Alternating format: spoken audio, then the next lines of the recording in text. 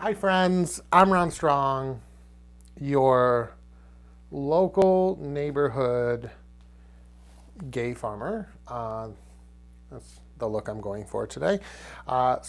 Hey, today we're doing something a little bit different. So lately I've been showing you how to crochet lots and lots of blankets because blankets are my jam. Blankets are what I primarily design now. And I thought I would show you this really pretty stitch that I came up with. I absolutely love this. It's a take on this Japanese stitch that I saw in one of my stitch dictionaries, and I couldn't not do this. I've been obsessed with floral stitches lately. So if the pink plaid wasn't enough, I mean, okay. So I'm going to show you how to do the stitch repeat. I'm going to list all the directions, everything on my blog, so you can go find it there. It's absolutely free. I'm also going to provide directions on what the repeat for this is. So if you want that, go to the blog. I know everybody wants a repeat. Go to the blog. It's going to be there, I promise. I know you have to click another link, but trust me, it's worth it. But I'm also going to provide information on how I would turn this into a blanket. I think I kind of want to make this into a blanket. If I do make this into a blanket, then I already have the tutorial, so I think I've talked myself into it. So you're going to need 3 colors of yarn. You're going to need a background color. I'm using cream because cream is what I had. And then you're going to need green for the stem, and I'm using purple for the actual flowers. Now, we're calling this the Lil, that's L-I-L, Lil Tulip Stitch. I know, it's beautiful. I love it. So let's get into actually how to work it.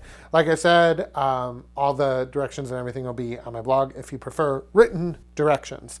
Now, essentially what it is 3 rows of V-stitches.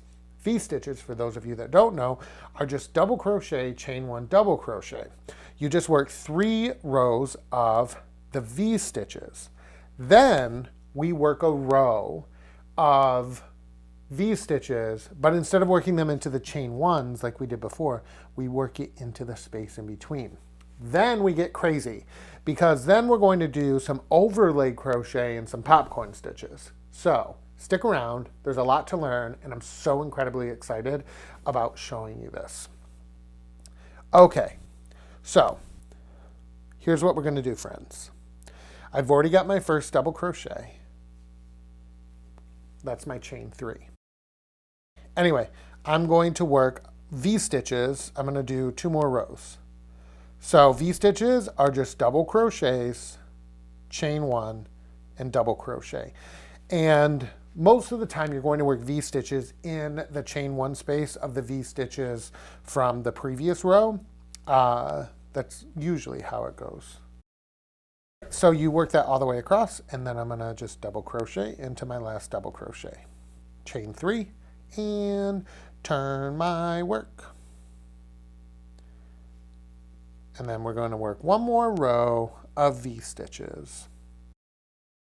After we have 3 total rows of V-stitches, we're going to work our next row, which is technically still V-stitches, but we're going to offset them. So see how we've been working these 3 rows and they're stacked beautifully on top of each other? Well, now we're going to stack them like bricks. We're going to offset them a little bit. It's going to make sense. Okay, so we're going to chain 3. And we need to first double crochet in this space here between your last double crochet worked and the last V-stitch you worked on the last row. Then skip the entire next V-stitch and working into the space in between the next 2 V-stitches, work a V-stitch. Sorry, I said a lot of V-stitch there. And you just repeat that all the way across. So we're going to double crochet in the last space in between the last 2 stitches there. And then of course double crochet in the very last stitch, then fasten off. I have just enough yarn. That's some skill. Okay, so now we're going to start with our right side facing. Now you're going to have some ends here because there's no other way to do this. We got to do it like this. Put a slip knot on your hook, and here's what we're going to do. We're going to first join with a half double crochet. So yarn over your hook and insert it into the very first stitch, pull up a loop, and then yarn over, pull through 3 loops on your hook, okay? Then half double crochet into the very next stitch. Okay, so now we're going to do, technically, I don't know what this would be called. We're just going to call it, we're going to do a petal stitch, all right? That's what it's called in this pattern because I'm not sure what else to call it. But here's how the petal stitch works. You're going to do this. Yarn over your hook, go down into the space between the 2 V-stitches 2 rounds previous. Then up through the chain 1 space of the V-stitch on the last row. Yarn over your hook and pull up a loop, then yarn over and pull through 2. Single crochet into the chain 1 space, okay? Yarn over your hook and repeat the process of inserting it into those stitches and single crochet.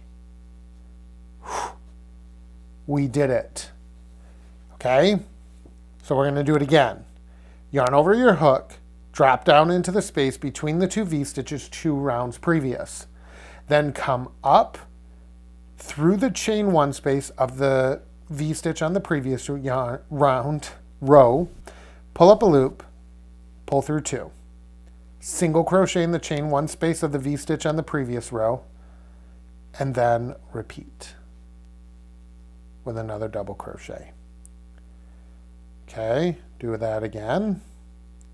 See, this is why video tutorials are great, because figuring out how to explain how to do this was killing me.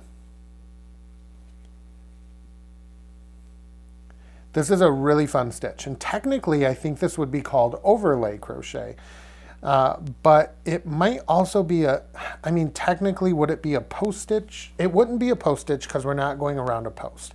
I think it would be overlay crochet because we're dropping down and we're putting crochet stitches over top of other crochet stitches. So while I think semantically it doesn't really matter, I would say that this is probably overlay. Okay, so we're just going to keep going, repeating this all the way across.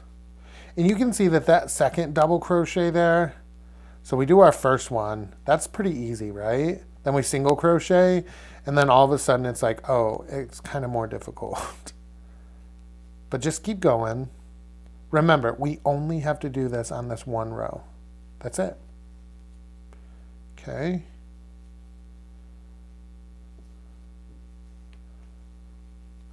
All right. Last one.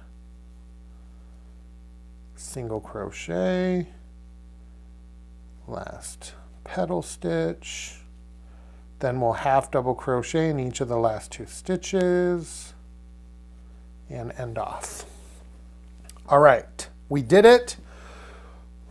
Take a deep breath, wipe your brow of sweat, give yourself a pat on the back, whatever you need to do, but we did it, folks.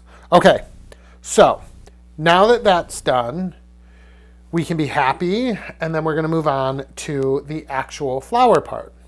So these are popcorn stitches, but they're not worked into, they're worked into the stitch from the last row we did and the row before that, so 2 rows. All right, here's what we're going to do. We're going to slip knot, join with a half double crochet in the very first half double. Come on, get on there. Okay. Then half double into the next stitch. All right, now we're going to work a popcorn. To work this popcorn, you're going to find the space that you worked your single crochet into. So the chain one space from 2 rows before. Into that chain one space and over the single crochet, work 5 double crochets. So there's 1, 2, 3, 4, and 5, all into that one space. Insert your hook into the first double crochet, grab the loop, and pull through. Then you're going to chain 2, 1 and 2. Find that next space and work 5 double crochet in there. 1, 2, 3, 4, and 5. Leave that loop off, insert your hook into the first double crochet and pull through. Then chain 2. You're just going to repeat this all the way across, working a popcorn into every one of those chain 1 spaces from the stitches, from the V stitches 2 rows prior. All right. Then after that, you're just going to essentially work your V stitches, as you can see here, into the chain 2 spaces between each of your popcorns.